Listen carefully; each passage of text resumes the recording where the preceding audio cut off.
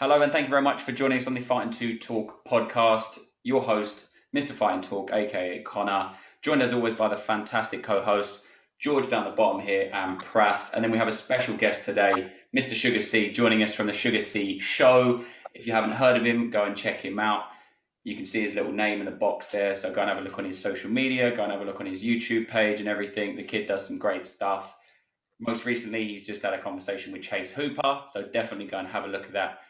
Shug, how you doing, mate? I'm good, man. I'm excited. We've got is it Knuckle Mania tonight with Bare Knuckle FC, and then obviously the big card that we've got tomorrow. So yeah, I'm good. How are you guys doing? You good? Prath, all good, mate? I'm doing great, man. Sorry. Doing great, man. Can't complain. How about you, George? Yeah, man. All good, thank you, lads. All good, thank you. Good. So we'll get right into it because, as Shug said, we've got a fantastic card coming up this weekend. There are some big names. There are some big up-and-coming names. There is some absolute legends of the game that we'll get into a little bit later, and some legends that we don't want to see go out on a loss. We want one last run, as he says himself, you know. So we'll get to the Overeem stuff later, but the first fight we're going to break down is on the prelims. Prath, you're doing the Molly fight, right? So you're going to break down that for us. Tell us your prediction. Yeah. Tell us how you've seen it going.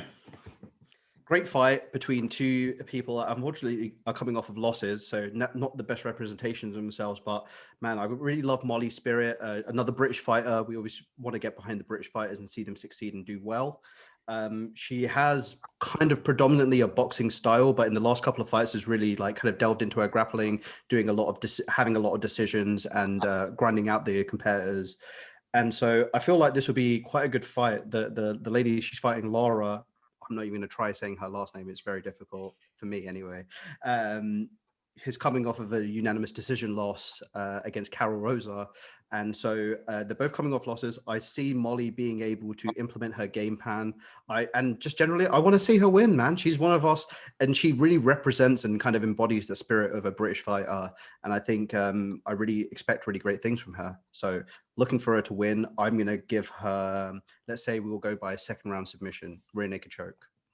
Nice, solid effort. I was listening to something the other day about her, and she basically said that she's got to a point in her career now where she can't rely on her boxing anymore. She's got a very, very good boxing background as well. She doesn't want to rely on that too much anymore. She wants to focus on just going out there and getting a win. And she wants to do it for her BJJ coach as well. She wants to go out there and she wants to get a sub. And she said that in an interview recently. So I'm fully behind her as well. And I think Carol Rose is actually fighting on the same card, isn't she? Literally the next fight along, which is kind of crazy that they who fought Laura the fight before as well. I'm pretty sure she might have fought Molly at some point as well. But Molly as well. The other thing is that at the weigh-ins, we just saw, like, it just happened maybe about half an hour before we were recording this, and we could see her having quite a physical altercation with young Laura as well. So I'm interested to see. It looks like there's a bit of fire there as well. So we'll see how hot she comes out tomorrow night. Yeah. And Carol Rosa is fighting Jocelyn Edwards, I believe. And Edwards is coming off of a win a couple of weeks ago. We actually discussed it on your show, Shug. But what did you make of Edwards' performance? Obviously, we didn't know a lot about her going into the conversation that we had on your episode. But what did you make of her performance last time out? Yeah, she impressed the world, I think. She's shown that she can strike. She can hold her own with the best of them. Came out and had a very quick knockout win that got her into the UFC. But one thing I was really impressed to see in that fight with Yanan Wu was the grappling that she put on display. Really, really impressive. So I believe that there will be some grappling that goes on in this bout with Carol Rosa. It's going to be fun. I'm going to lean with Jocelyn Edwards with a decision win. I slept on her last time. It won't happen again. I'm going to go with Jocelyn on that one. No, I think it'll be a good fight as well. And it's good that obviously all the drama that we had this week with women's MMA being slandered a little bit by a few people, you know. And I just wanted to touch on, it's almost like an EastEnders episode. Do you know what I mean? And if people don't know what EastEnders episode is, it's like Desperate Housewives. Something goes on every day, every episode, something's happening, and there's some sort of drama, someone saying something to someone, you know. But George, what did you make of this week? You know, the Stephen Smith stuff, the Megan Anderson slander, and the women MMA kind of just getting a bit pushed down. What did you make of it, man? Well, it's a great job that I love EastEnders because I find this entertaining. I suppose it's part of the kind of game, isn't it? There's always this kind of trash talking on in combat sport. There's always this back and forth nature. I mean, Stephen A. Smith really let himself down. He had a bit of a nightmare, you know. I mean, yeah, well, the guy's a muppet, isn't he? He makes a living out of talking crap. So, you know, and like Sugar was saying earlier on, he's basically a basketball commentator. So what he's doing, talking about women's mixed martial arts, I don't quite know. They reel him out every year when Conor McGregor's fighting for a little chit chat, and then he disappears off and never mentions MMA again. So, yeah, he's a proper melon, that geezer. But yeah, no, I actually think at the moment women's MMA is super exciting at the moment. You think about like Saturday and the upcoming fights on this card, and then the ones that are rolling through them in the months ahead. You know, there's some massive fights, and so, you know, to say that potentially it shouldn't be going on or shouldn't be happening, it's bizarre to me. I think it's arguably just as exciting as the men's fights at the moment, to be honest. So, nah. Although it's entertaining to see all this like rubbish that goes on, you know, it's just, you know, the idea of getting rid of women's mixed martial arts is stupid. Don't buy into it one bit. Yeah, exactly. Especially when, exactly like you said, there are some absolute killer bouts coming up as well that I'm very excited for. I know a lot of people sleep on the women's MMA fights, but Megan Anderson versus Nunes is going to be huge. Whenever Shevchenko fights, it's huge. Weili Zhang versus Rose Namajunas is going to be huge. Do you know what I mean? There's so many fights that Macy Barber's fighting in a couple of weeks as well. Prath, what do you got, man? I just wanted to reiterate something I talked about on one of our last episodes, which was that we're still in the middle of watching women's martial arts kind of evolve and become more accurate, more technical, and things of this nature. And so for someone to sit there and say, hey, you guys either don't deserve or you shouldn't be there, I think that's incredibly it's incredibly dull. It's an incredibly stupid thing to say out in public. You know, it was said that it was taken out of context, but in whichever context you look at that, that's just a horrible thing to say, that someone else doesn't deserve or should do this based off of your opinion. You're a basketball commentator, sometimes a boxing commentator, you're rubbish at both. So what are we doing here? Why do we, I don't understand why the need to go to someone like that who isn't a mixed martial arts analyst, a former sports person in that sport. Like for me, that's one of the more frustrating things about Americanized television. And that's kind of what they do, is they wheel out these guys who they feel like as experts or knowledgeable or has been working there for a very long time to share their opinion on something that they may not know a lot about.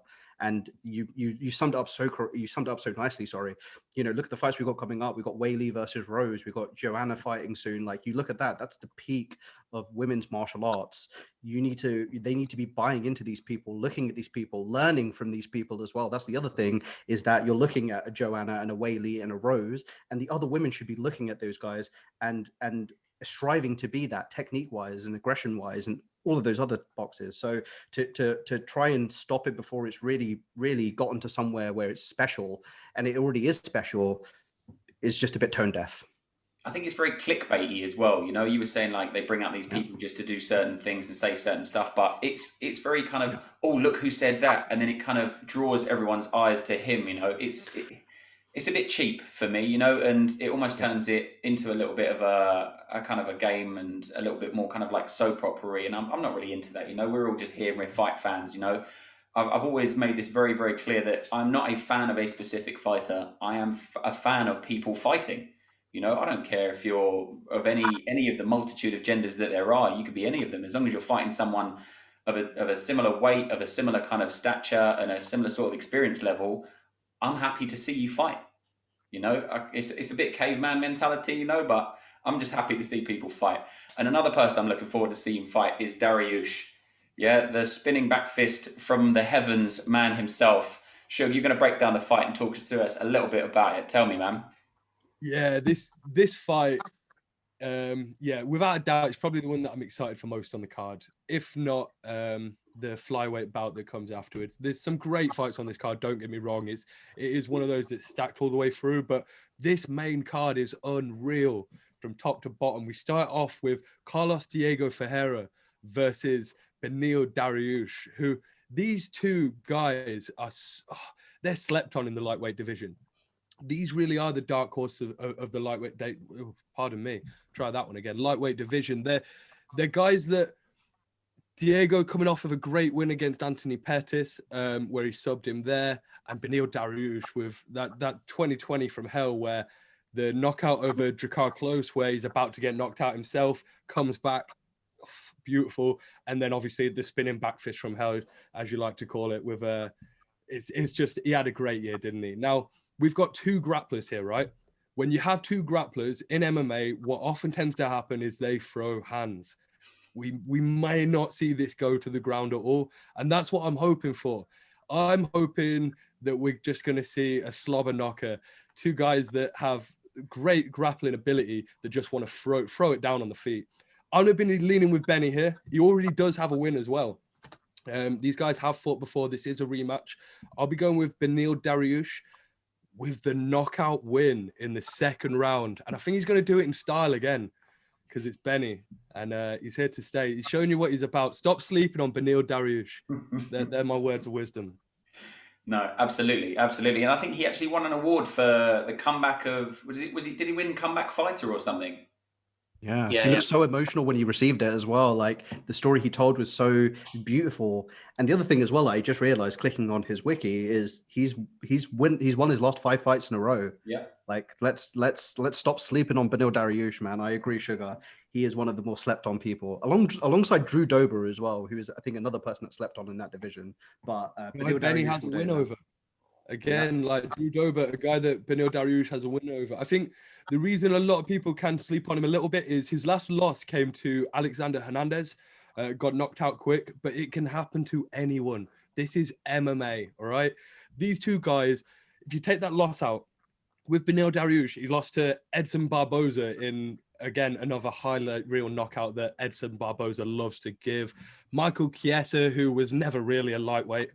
And I don't know if you remember Ramsey Nijem off of The Ultimate Fighter, has a loss to Ramsey Nijem. Ramsey Nijem had some hard fights. That guy got set up against some really, really hard guys. Had a hard run of it, but yeah, he's fought all of the best. He really has. But it's that upper echelon now that they both want. They both want them top 10 ranking fights, aim towards that title. And I believe the winner of this fight is going to go towards them ranks. Maybe they won't win the title. Maybe Beneil Dariush will be that sort of Jan Blachowicz of the lightweight division, where no one expects him to get the title, and he goes, "No, I'm getting it. I'm going to go get that title," and knocks out that challenger you will think is going to win. But yeah, it's going to be a fun one. I'm really excited for this. Yeah, I think his opponent is actually 6-0 in his last, or he's won his last 6 fights. Sorry, isn't he? So the two of these guys are coming into it with a lot of pressure behind them as well to kind of maintain that run, you know. But I think it's going to be an absolutely fantastic fight. Absolutely fantastic. George, you're going to break down the Cape fight, aren't you? Is it his debut in the UFC or? It is. It's his debut in the UFC. He was the backup fighter for Figgy against Moreno, which says to me that the UFC rate this guy pretty highly if he's going to serve as a backup to a title fight. And obviously coming in against a top 5 guy in Pantoja means that the guy must be pretty good, pretty legit. So he's 15-4, I believe, in his professional career. He's a Ryzen or an ex-Ryzen champion. He's on a 3 or 4 fight winning streak. But the biggest thing about this guy is that this guy throws super ferociously. This is a heavy puncher for a flyweight. So people saying that maybe only Figgy has hard hands. There could be a second guy about to come into it and look pretty dangerous. I think whoever wins this is heading quickly for a potential title shot. And you know what? I said it before the show, and we're talking about underdogs, and I'm going to take Manel Cap to knock out Pantoja tomorrow, which might be a bit of a tall order, but I fancy him. He says all the time, I'm coming into the UFC to make myself a fan favorite. And that's what he wants to do. And so, do you know what? If you want to become a fan favorite, knock out Pantoja tomorrow night, and then I'll become a fan favorite. He'll become a fan favorite. So I'm all up for it. Manel Cap is knocking out right now. Sorry. Pantoja tomorrow. Say that again, George. There's no doubt about it. Well, Connor, you could put your bets on tomorrow night, and you can put Cap to knock him out. no, I will, because you said you fancy him as well. So you're going to replace that the football guy behind you with a nice little kind of, picture of Manel Cap. He's a beautiful the human. red. Have you seen him? Got lovely skin. Yeah, he does. I just want to say that I actually did watch a few Manel Cape fights back in his Ryzen days. I was always a really big fan of Ian McCall, and he fought Ian McCall in, I think it was Ian McCall's first fight in Ryzen. And I remember during the face-off, they like Manel Cap just like pushed him away, and then they got into like almost a scrap, and they had like the only reason why I remember this as well is because they had a giant cup noodle behind them who was, I guess, mediating the face-off.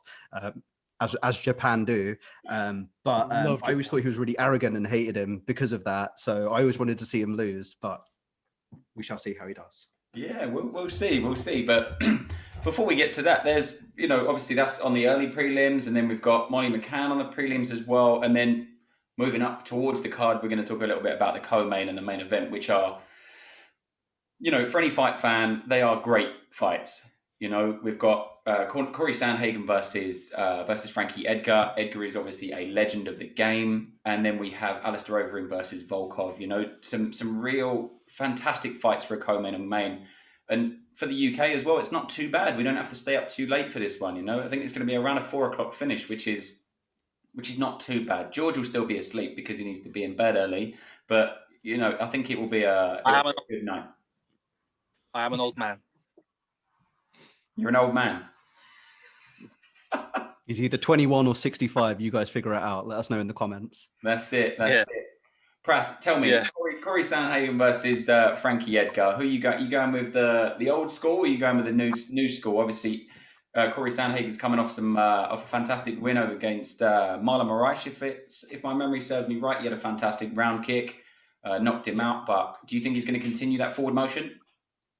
I think Corey Sandhagen is one of the more underrated guys at bantamweight. I really like his movement. I like his style of fighting is fantastic as well. I really like his hands. He's got good kicks. As you can see from the last fight, he threw a spinning kick and damn near knocked out Marlon Moraes. I think I echo a lot of the guys who have been maybe long-term fans of the UFC, which is, man, like we love Frankie Edgar. We hate to see him getting put in against these guys that are just absolute units. And Corey Sandhagen just seems to, apart from the loss that he had to Aljo, who, Aljo is one of the top guys there as well, winning by rear naked choke right in his wheelhouse. He said he was going to be the human backpack, and he did what he said he was going to do. And that was the only loss that Corey had. And I can't see the rest of his fights, but I knew he was on a decent winning streak before that. So one guy that you should never really count out there. I'm going to go with Corey Sandhagen. I really don't want to see him finish Frankie Edgar. I do see it maybe happening in maybe this first or second round, maybe the first round. I think when Frankie has been stopped, he's been stopped quite early. So, man, as much as I don't want to see Frankie lose, because he's a legend, man. He's an absolute legend. I've been watching Frankie Edgar fight since his BJ Penn fight in Abu Dhabi. I think it was UFC 112, the Spider Silva versus Damian Maia fight, if I remember correctly. I've been a massive fan of him over the years as well, but to see his drop off in the last couple, and especially during that Korean zombie fight, which he took on short notice, I just don't want to see the guy get too much trauma, man. But he's also, Frankie's one of the guys as well, man. His cardio is phenomenal. He's a grinder. I could easily see him just trying to take Corey Sandhagen down over and over and over again and grind him out for a decision. But I'll go with Sandhagen, and I'll say he's going to stop him early. Yeah. And you say about the Aljo fight, Aljo, he went out there and he did everything right. He put on an absolute spectacle that night as well. So it was, Corey showed up to the fight, so did Aljo. Aljo just had that kind of 1% to get the win on him, And I know it wasn't it was a rear naked choke, but he really put on a good performance that night. It's the juxtaposition of MMA, who's able to implement their game the first. Aljo was there to implement his game first, and it's not to say that Corey wasn't there and in the fight and conscious of everything that was going on. I just think Aljamain was there to prove a point, and he proved his point massively, hence why he's now in this title fight. And I think Corey maybe takes this win over Frankie, and you see him soon enough in that title fight, whether it's against Jan or Sterling. I guess we'll see very, very soon. Yeah. Absolutely. Shug, how you got it going, man? Obviously, you've been watching UFC for a long time. We're all big fans of Frankie Edgar here, but how have you got it playing out, man? I think, like you said, I've been watching a long time. Anyone that sort of watches my channel or listens to me on Twitter knows that I am a little bit of an old school fanboy. So my Jose Aldos, my Frankie Edgars, like there are people that have been around for so long that I felt like I've grown with them. Let's talk about something when it comes to Frankie Edgar, right? Lightweight champion, moves down to featherweight, and they set him up with the tallest of featherweights they can find in Max Holloway, and Brian Ortega isn't a short featherweight. I mean, even Chan Sung Jung, he isn't the smallest of featherweights, probably that adequate size featherweight, but moves down to bantamweight, right? Has a great fight with Pedro Munoz, which no one really gives him a chance in. Wins that fight. A lot of people have it the other way. Very close fight. We ain't calling robbery because we don't do those things. And then they set him up with Corey Sandhagen. 5'11" of Corey Sandhagen against Frankie Edgar. He's now down at bantamweight, 2 weight divisions below where he used to fight, and he was a champion, where everyone always said you need to go down, and yet he's still the shorter guy. It's like the guy can't catch a break. It's madness. Yeah, I'm going to go with Prath on this one. I don't want to see Frankie get hurt. I don't want to see anyone get hurt. I love to see knockouts, but when you get later on in your career, it can get worrying when you see fighters taking such knockouts from younger guys. Corey Sandhagen came out looking scary against Marlon Moraes. No one sort of expected that sort of style, power in his shots. I want to say it's going to be a decision win for Sandhagen. I'll probably lean with the decision win for Sandhagen. I think Frankie's hard to get out of there. You ain't submitting Frankie Edgar, and he can be knocked out, but it's very rare you're going to do that as well. I don't want to see it. I'll probably go with my heart a little bit on this one, but yeah, we'll go with the Corey Sandhagen decision win, a very close one where Frankie looks really good, still has it in him. Yeah, he goes out looking the best he's ever looked. I'm not sure how many fights he's got left on his contract. Does anyone know? Or couldn't tell you. I think he'll be a UFC loyalist though, man. Like you see these guys over the years, like Diego and stuff like that. I just don't see him leaving. And I think the UFC have done, apart from, I think the only thing that they've really kind of mishandled in Frankie's career is when the Conor fight was supposed to happen, didn't happen. I feel like that was the only time they really dropped the ball with giving Frankie Edgar that chance. But not to say that they didn't give him enough chances, because he fought Jose Aldo, I think, like 2 times. I think he fought for the championship quite a few times here. So kind of like the same way that you would kind of look at Uriah Hall, and that's not Uriah Hall, Uriah Faber in that way. Yeah, absolutely. Before we get to George's picks on that, you said about the loyalists in the fight. Obviously, we've got Clay Guida versus Michael Johnson on the card as well.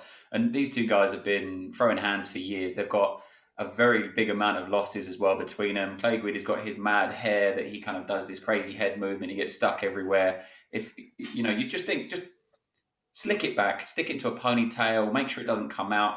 We see so many fighters in the female divisions and stuff get kind of caught out by their hair coming loose. They get caught in a wrestling transition or a jiu-jitsu transition or something on the ground. All their hair comes out. It's all down in their face. And then they end up taking a TKO loss because they can't see shit, So these kind of fighters, man, I think you got to be like Rose Namajunas if you've got long hair and just get rid of it all. Commit yourself I'd agree to the with game. you to a point. Like, I'd agree with you to a point on that one. Sorry for interrupting. It's like, with Clay Guida, I don't think he's actually looking at what he's doing when he's fighting. I think he's just on autopilot, eyes shut, bang, bang, bang, bang, bang, sort of shake the head movement, come in, take down, I'm going to get you. And it's just throwing everything. He has everything up there and just throws it. I don't think he needs to see. But yeah, I think you are right. I think there was that famous, is it Paulie Malignaggi, where he's in a boxing fight, had this weird old hair and they have to cut it off and halfway through the fight because it's just flopping over his face. Yeah, you have a serious point on the hair sort of thing. People should maybe do the Sugar Sean where they braid it back, maybe. Exactly. Do the Sugar Sean braided back, or make sure it's plaited properly, or do a T-City and just get rid of the ponytail and just skin at it, man. Just skin at it and come out. I was gonna say, when Brian had long hair, he used to do really cool patterns on his cornrows. Yeah. Why not do that, man? I mean, you know, we're getting into more of a fashion debate now and a hairstyle debate. But George, who have you got on the Corey Sandhagen and Frankie Edgar fight, man? Obviously, these two guys are going with Corey. I probably will as well. But you know, who have you got, man? I've gone. I'm going to say it's the night of the underdog, and I'm going to take Frankie Edgar. Why? Which, Give me reasons, man. Give me reasons. Well, I actually fancy Frankie Edgar to get a few takedowns in this. And for that reason, I'm going to take Frankie Edgar for that reason. But I'll just put a caveat into that. Everything about me is telling me that Corey Sandhagen's going to win this. But I feel like someone's got to try and rep for Frankie Edgar here and give him a bit of a boost. So I'm going to take him to win. Corey Sandhagen is on the rise quick, and I feel I don't really pay too much attention to the Aljamain Sterling loss because it kind of happened in the first round, and it was just, you know, like we all said, it happens sometimes. He looked seriously good against Marlon Moraes, and another win here pretty much cements him as the number one contender. He fights Jan or Sterling next. But if Frankie Edgar wins, doesn't he fights for the title next, right? I think just off of name alone, he will. Why not? He's got. You're right. I think Prath's right there when you say with name alone, you've got the Dana White factor of, wait, he gave Jose Aldo the shot. Why wouldn't he give Frankie Edgar one? It's yeah. So Frankie Edgar's got nothing to lose tomorrow night. He's got literally nothing. Like, he can go out there tomorrow, put everything into it, and know, do you know what? If I come away with a win, which I'm not expecting to do, I'm going to fight for the title. So for me, that's the mindset to go into it tomorrow night. If I'm him, just like think, well, look, I'm facing a kid here who's an absolute monster, really, in this division. You know, he's got all the tools in the box to cause me problems all night long. But maybe my experience, the fact I've been there with some decent guys across the years, maybe all the experience can push me to which I would say a decision win. I don't think he'll finish Sandhagen. So I will take Edgar, but I think Sandhagen will probably win. But I'll take him. Come on, Frankie. Come on, Frankie. You just basically gave my answer. You've got it done. 39 years old. He's doing it. He's going to do it. He's going to do Sandhagen, and then he'll do Jan Sterling in the title fight. Cement himself right as the great that he is. So what you're trying to say is you're trying to stay on the fence as much as possible. So when we do a post-fight breakdown on Sunday, you can go, well, I told you all Frankie was going to win. No. What I'm fully admitting is that Corey Sandhagen is an absolute monster in that division. I'm fully prepared to take that. I can see with my own eyes. The guy is great, but you know, Frankie Edgar.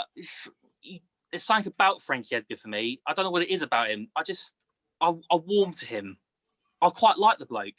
And so I just feel like tomorrow night, you know, just maybe he might just roll back the years and he might just pull something out of the bag. I don't think it will happen, but he might just do it.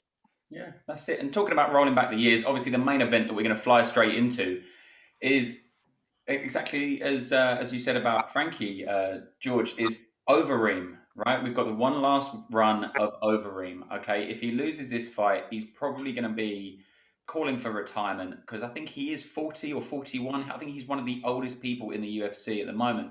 And then he's obviously fighting Volkov as well. But both of these guys, I think it's going to be a really good fight. It's going to be a really, really good fight between these guys. I'm a massive Overeem fan. Obviously, being from West London myself, me and Prath were both from West London. Overeem was actually born in Hounslow, if no one knew. If you didn't know, now you do. He is not Dutch, right? Don't let the Dutch people claim him. He is from the UK, all right? So everyone that was backing against him, get on the get on the Ream wagon, right? Because it's coming in. Prath, how have you got it going, man? Because I've got Ream to win.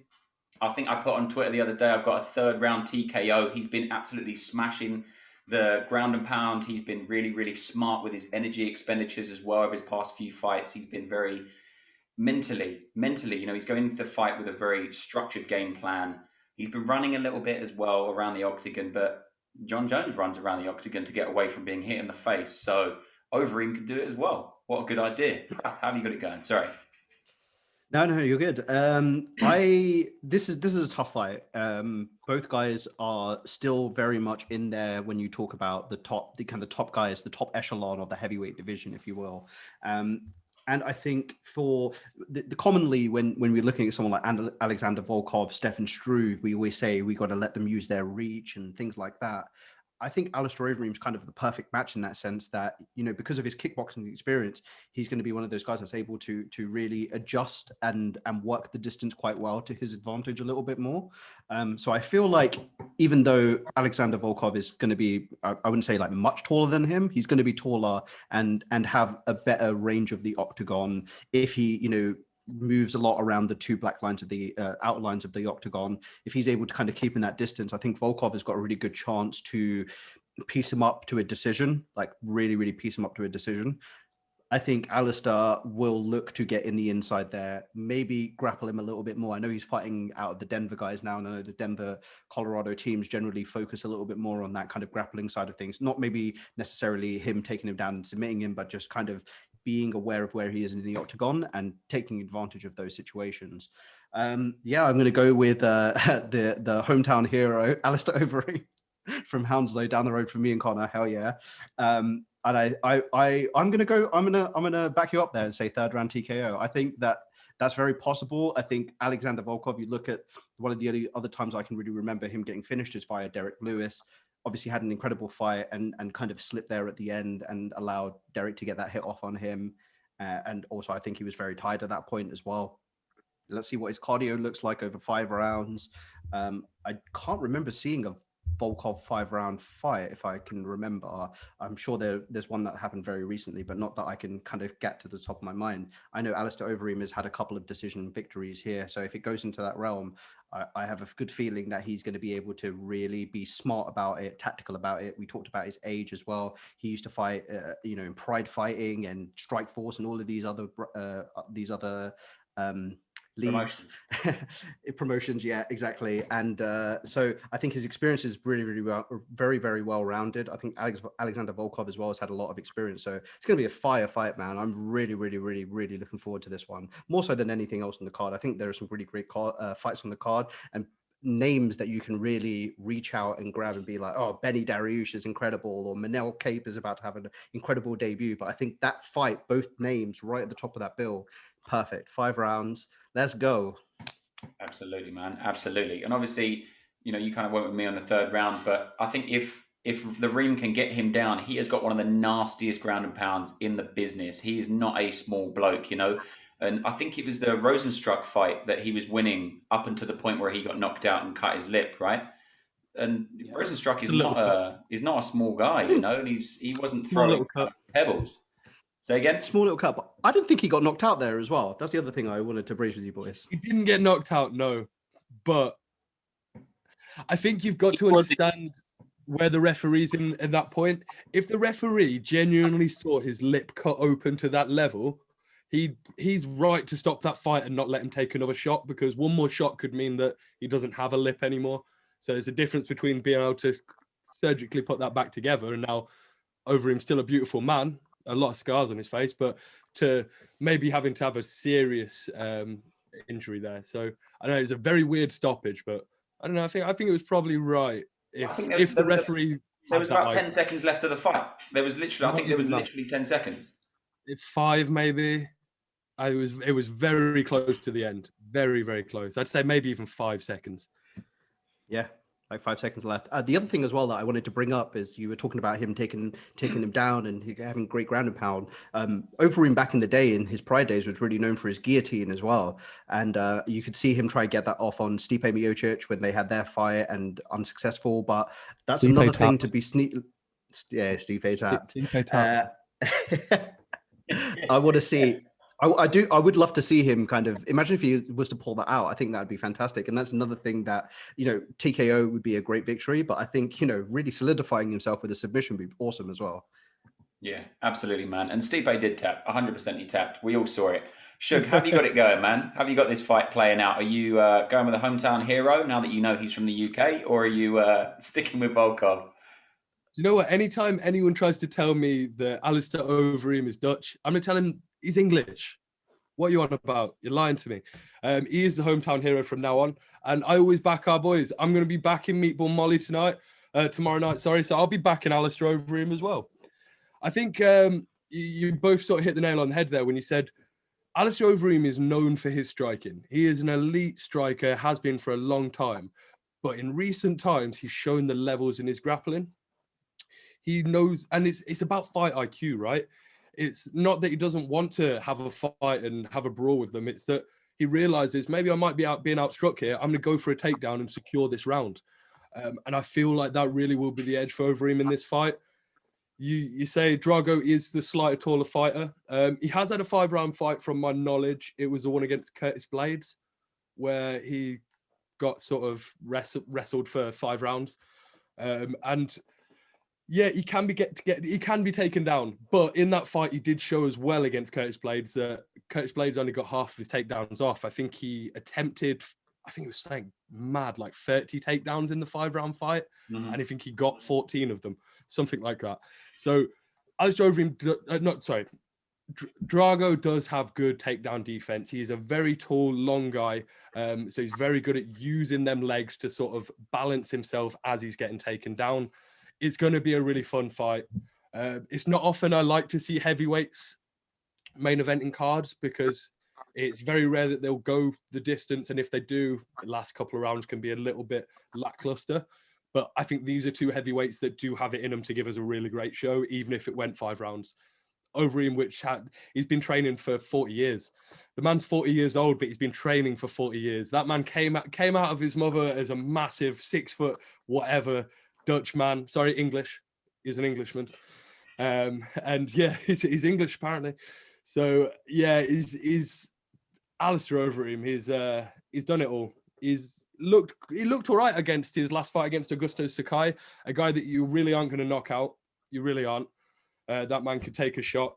I don't think that Drago gets knocked out early. It's weird. I do my Tapology predictions. I predicted a 3rd round TKO, but now I've heard the both of you say that. I'm going to go for the 4th. We want to be different. So we're going to go 4th round TKO for Alistair Overeem. Is it the Demolition Man? Is that his nickname at the minute? It is, yeah, it is, yeah. Yeah, with the Demolition Man. Here comes George's really odd pick. Yeah. No, don't worry. I'm all on Overeem as well. Don't worry. No panic. I haven't gone for Volkov. All that. No, it's all Overeem. Yeah, the run continues basically after Saturday. He's going to win. I, weirdly enough, had a TKO in the 3rd round as well. So we've all pretty much hit the same ballpark. I just look, like we've all said, you know, when you talk about Overeem, you have to kind of just marvel at the bloke, don't you? What he's done across 2 decades is 3 decades. Yeah, I believe it's 3, maybe even 4, because he fought in 1999, the 2000 was his debut, yeah. Yeah, 2010, and then obviously 2020. So 4 decades, like it's unbelievable. So what is it? 40 years. Exactly. Like, what is it? The K1, Dream, Strike Force, like his very first event was Thai boxing event in Holland in the 14th of March 1999. Mm-hmm. There we go. It's just crazy. It's unbelievable. What a career. And like, I suppose sport sometimes wishes to write stories, doesn't it? Like that are just like the perfect ending. I don't think he'll have his perfect ending, but I do think it will continue after tomorrow. I do see him winning tomorrow. I think the big thing tomorrow night is obviously this ability to get Volkov onto the floor. If he's able to get Volkov down, although he does have good takedown defense, once he's on the ground, he's not particularly brilliant. And obviously, this has been something that Overeem's looked at recently, hasn't it? He's got a lot better at that. I did read today that he's been training with Curtis Blades, which would suggest that there's going to be maybe the same kind of style adopted that Blades put on Volkov when it was just 25 minutes of him on the floor. I obviously won't have that amount of time this time, but yeah, I like Volkov. He's a M1 champion, a Bellator champion. He's a very decent heavyweight, but you've got to go for the hometown guy, haven't you? You've got to go for the kid from London. And for me, Overeem has got, like I'm saying, he's got all the tools to kind of, like, I think, get the job done. And so for me, TKO third round, Reem carries on, fights. God knows who he goes to next if he does get past this. You'd probably have to have a rematch with someone, no, because he's pretty much fought everyone in the division. Yeah. Jairzinho? I mean, that'd be a good fight. I think Junior's at like 8 at the minute, around that sort of ranking. Be a good fight for him. I don't just grabbing the totally rankings right now. Oh, that'd be good. I don't want to see Overeem matched up with Francis. That's a rematch that I really don't want to see.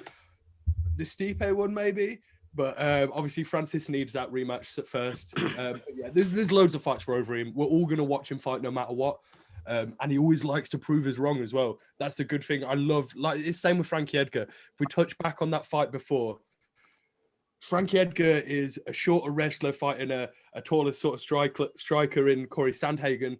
What about Dan Hooker versus Michael Chandler from just over a week ago now? Frankie Edgar could come on the inside as if he takes that sort of James Vick approach of running away with your chin in the air. Who knows? It's a weird approach that Dan Hooker took in that fight, but crazy things can happen. Overeem loves to sort of watch you count him out, watch you sleep on him and go, I'm still here, baby. And I think it's mad. He's only just 40 years old. I feel like Overeem is the oldest 40-year-old I know. I feel like he's been in his 40s for a long time now because we just know so much about him. But yeah, it's going to be fun, isn't it, lads? Kind of like George, right? Yeah. Just say, I'm probably the oldest 40-year-old you've ever known now. Not over. So I just got the rankings. I just wanted to definitely just quickly go over it with you guys because there are a couple of really good names here that he could fight potentially afterwards. So obviously you've got Francis and Stipe right at the top. You've got Curtis Blades at the second position, Jairzinho, Derek Lewis, Overeem and Volkov at 5 and 6 respectively. Cyril Gane would be maybe a great fight to have afterwards. I personally think that I think he should run it back with Jairzinho. He had I think that I think Cyril Gane's matched up with Jairzinho. I think but I mean, wherever that fight goes, potentially Jairzinho might, if Jairzinho was to lose against Cyril Gane, maybe him and Overeem afterwards might run it back again. Let's see him versus a winner of that fight. If he beats Volkov, let's see him versus a winner. Why not? Run it back versus Jairzinho. If not, Cyril Gane. I think as well, like we've got to wait for the Stipe Francis fight to go through as well. Because if Stipe beats Francis, I mean, the only other person I can really see him fighting here is either Curtis Blades or the winner of Jairzinho versus Cyril. So John Jones at heavyweight. Don't forget, John Jones is coming to heavyweight. Yeah, so he's not in the rankings now, but he will be there. We've been waiting a year, Connor. We've been waiting a while. I'd love to see John Jones at heavyweight. I think we all would. We love to watch John Jones fight. We do. But it's taken a while now. Maybe that's a good thing. Maybe he's getting ready. He knows that Francis deserves the title shot first and he's going to get it. Maybe he's waiting to get an automatic title shot and build into that weight properly. John Jones is one of the best athletes we've ever seen in mixed martial arts. So I have no doubt. But I think alternatively, if Volkov wins here, that'd be a really great fight for John Jones to really kind of like dip his toe into heavyweight before he takes on a Stipe or a Francis. Still put that as a main event fight, 5 rounds, and that could sell just off of John Jones alone. But I think that you're really putting him in with someone who's stiff competition rather than, they'll either put him against a champion or they'll put him against like the 15th ranked fighter. And I'd rather see him fight someone that's credible within that division and someone who's definitely, Overeem, Volkov are fighting now. Let's see, hopefully in the next while, what happens with Stipe and Francis, Jairzinho and Cyril. And I think John Jones fits in nicely with a lot of these guys here. But I don't think he does it. I think he goes straight. Just knowing how John Jones has kind of operated in the past, I assume he's going to go right to a title shot. But we shall see. The issue is Stipe versus Francis is set up for UFC 260, which is 27th of March, maybe. It's in March. So it's quite a while away still. Then you've got that fight. Then you have the winner. Then you've still maybe got another 3 months till we see John. How long since we last saw John in the cage? Does ring rust play a factor? Does it not, because it's John Jones and he has ring rust every couple of years for fun? It's a game he plays. So who knows? It's so exciting. It really is. But when you touch back on that Drago gets a win, right? challenge it. Say he fights John Jones. John Jones does struggle against rangier strikers. Alexander Gustafsson, Dominic Reyes. It's like that's really not a bad matchup. Not one that I thought about before, but yeah, like you say, dip your toe in the water and who knows what happens. Volkov could be thrust into absolute fame from beating John Jones. Yeah, and like Hey, Uncle Dana, hit me up. Dana ain't risking that. Yeah, you're right. He ain't risking that one bit. He's going straight to the title. No messing about. Just get him straight there. If he loses the title fight, fine, but nobody below, because that would be a disaster, wouldn't it? If that was I don't think it would happen, but it would be a disaster if it was to happen. This kind of big plan to make John Jones heavyweight champion and then not to then go ahead wouldn't be very good for the UFC. But yeah, I'm excited to see him though. I'm excited to see how he performs with the extra weight on him as well. What he's like with extra pounds on his body. I'm sure he's fantastic, but I'm excited to see him in at heavyweight and see how he performs at that kind of weight class. Yeah, no, definitely. But I hope he. Prath, you were touching on the rankings there a little bit, but the thing we have to remember is rankings don't mean shit sometimes. As soon as Conor lost, everyone was like, oh, he should fight Nate Diaz again. Nate Diaz isn't ranked in 155 or 170. I don't want to see that fight. I don't care about that fight. So all of a sudden you have people that are not ranked. John Jones isn't ranked at all, is he? Because he's not. He relinquished the title at 205, and then now he wants to fight heavyweight. So he is an unranked fighter. But then this unranked fighter is going to come in and fight number one. I think rankings. Sometimes they're spot on, and other times they're just kind of like this fluffy bullshit that the UFC put out to kind of make us all think that it's a game, but it's not. It's a popularity contest at the end of the day. Yeah, no, I can't agree any more than that, man. It is very, very pick and choose when you want to kind of use these rankings, when you don't want to use these rankings. And I think the other thing as well is that I think over the years they've not really been culpable for who makes these rankings. Like, I don't know any of these people that are here. I've literally got the rankings right in front of me. I don't know any of the people that contribute to these rankings. And so for me, how credible are they really at the end of the day? And I think Dana looks a little bit at that information and then looks at the general popularity of these guys and then kind of books it based on that. So no, I agree with you. And also my last thing I want to say just about the John Jones thing in general, I think the only fight that everybody wants to see at heavyweight for John Jones is Francis Ngannou. And I think that's going to be an incredible fight whenever and hopefully whenever that goes down. Yeah, and that's the money fight as well. That's the fight at heavyweight, you're right. Here we go. Or one other fight is if Izzy becomes light heavyweight champion, him chase John up to heavyweight. That's the fight. At heavyweight? 3P. At heavyweight. Not even trying to get John to come back down. I reckon Izzy's going to try and chase him at heavyweight. Izzy's crazy, man. He's going to go after him. Plan, I think you're right. When Izzy talks, he talks about when he was kickboxing, he went all the way up to heavyweight, and he wasn't fighting heavyweights at a heavyweight weight either. He was fighting at a comfortable weight. He's a wild man, as I like to call him. He lives what he speaks. Yeah, that's a huge fight, and you're right. I probably wouldn't be surprised at all. Great shout, George, for once. Yeah, thank you. So I'll carry on for a second. He's desperate. Only thing is, he wants to become the greatest mixed martial artist of all time. The way to do that is go and win it in 3 weight categories. Go and beat John Jones to do it, and that cements you. You're the greatest guy to have ever done it. There's no question about it. Oh yeah, of course. Simple. So, he can and retire have you after seen photos of him recently at light heavyweight? How insane he looks. He's basically walking around at normal weight. He looks unbelievable. He often weighs in at middleweight at 183, and he doesn't care. He does look a lot bigger these days. I don't know if you follow him on Instagram. I do myself. Yeah. He does look a little bit bigger. Izzy's looking good, A lot of people calling him skinny boy or skinny clown. Izzy's going to be a serious nightmare for Jan Blachowicz for that title. I believe he's going to be the double champ. And yeah, I wouldn't be surprised if John's already had a fight or if he's got a fight booked, Izzy looks to keep calling him out.